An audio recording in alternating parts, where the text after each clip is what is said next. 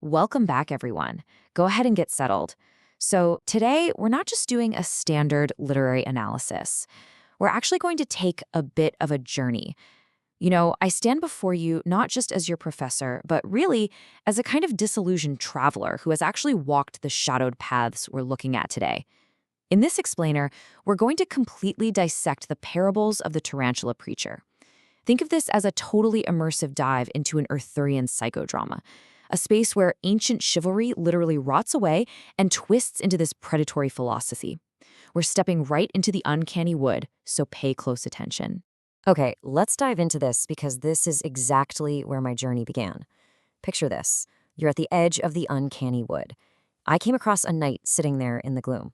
But he wasn't, polishing his armor or anything noble. He was methodically scraping the gold leaf and the proud heraldry completely off his shield with this jagged, filthy stone. And when I asked him why on earth he would deface his own honor like that, he just laughed. He had this absolute silver tongue, this man who would soon become known to us as the tarantula preacher. And he gave me this deeply chilling answer. He said, "Honor is a ghost's garment, and the king is a ghost."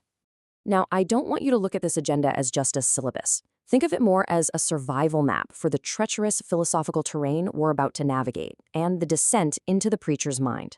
We'll start with the Arthurian Psychodrama, then move into the false will to power. After that, we'll look at being trapped in the equalizing web, explore resentment and the will, and finally end with escaping the heavy ground. Let's get right to it. Starting off with part 1, the Arthurian Psychodrama, Scraped Shields and Vacant Thrones. Moving into section 2, the false will to power, the lightness of a fan. So what happens when the center fails to hold, right? When the king is gone, the throne is famously vacant.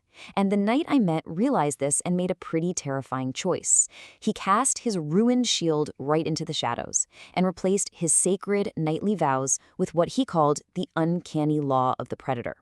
Now, when you see someone methodically destroying the symbols of their past, practically tearing away at gold leaf with a rock, well, it can actually look like a bold assertion of power at first glance. It looks like liberation, like someone refusing to carry the dead weight of a fallen kingdom. But let's define what that power is actually supposed to be. The will to power is this core Nietzschean drive.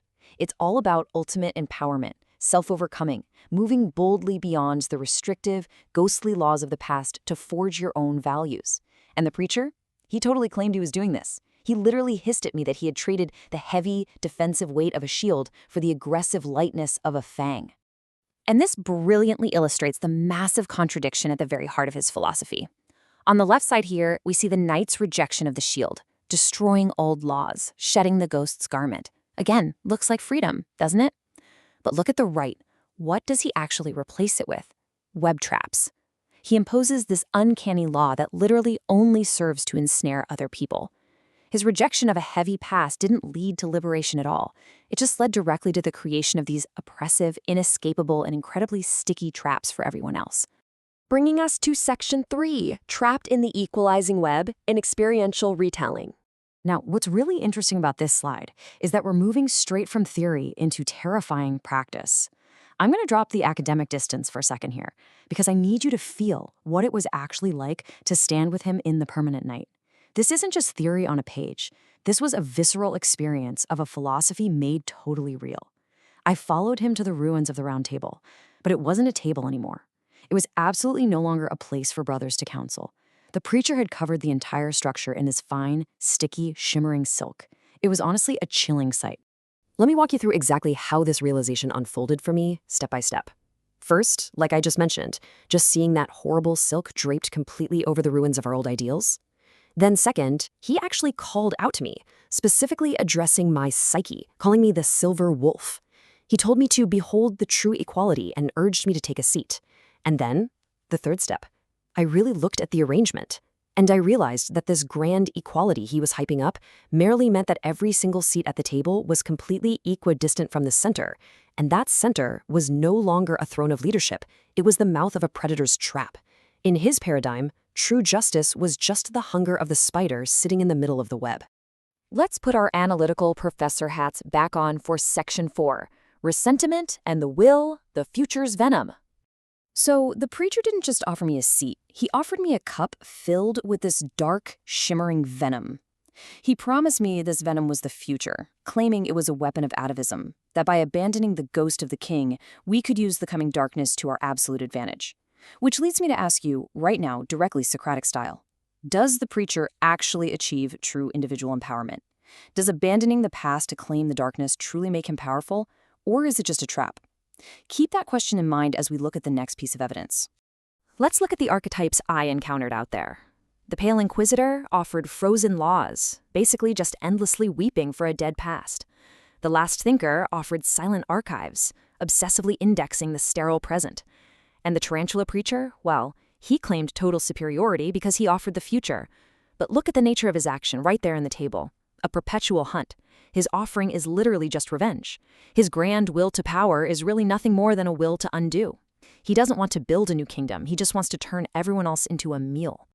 And the psychological term for that exact kind of poison is resentment. It's a deep-seated resentment and bitterness that actively masquerades as justice or equality. This right here is the absolute core of the preacher's failure. By preaching this venomous, fake equality, he firmly proves he isn't a master of his own fate at all. He is completely enslaved by his own hunger and his own bitterness. He entirely fails to achieve true mastery. He's just built a stagnant trap to drag everyone else down into his misery. And that brings us to our final section, escaping the heavy ground, the grave dance. So how do you survive an encounter with a mind like that? Standing in those ruins, feeling the pull of that sticky web, I started preparing to perform the grave dance, which is a leap of affirmation right over the ruins of the past. But as I got ready, the preacher emerged from the deepest shadows, acting as the ultimate spirit of gravity. So the crucial point is understanding his tactics of suppression. He didn't come at me with a sword. He tried to snare my feet in actual literal threads of resentment. He hissed and whispered in my ear that dancing was naive, that it denied the void.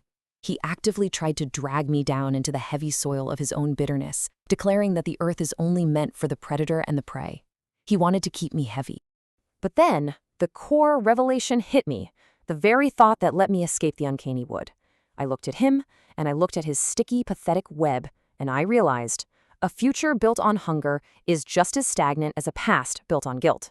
His whole web wasn't a new path forward. It was just another way to completely fail the quest. Recognizing that gave me the lightness I desperately needed.